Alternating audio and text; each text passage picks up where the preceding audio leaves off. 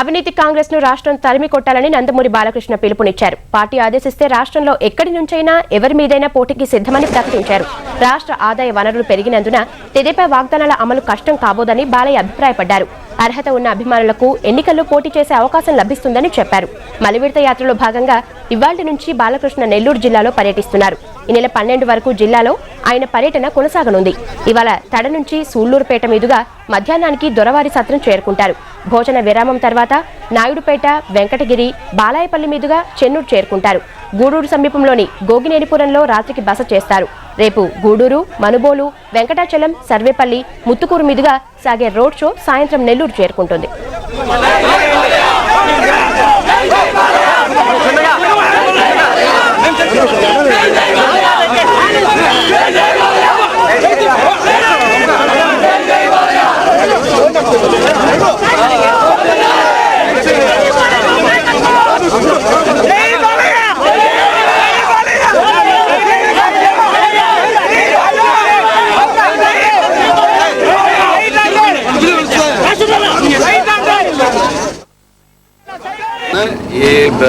ఏ విషయంలో అయినా ఎవరికైనా అర్హతలు వాటిని బట్టి నిర్ణయిస్తుంది. ఒక పద్ధతి ఉంది ప్రజాస్వామ్యం దేశంలో.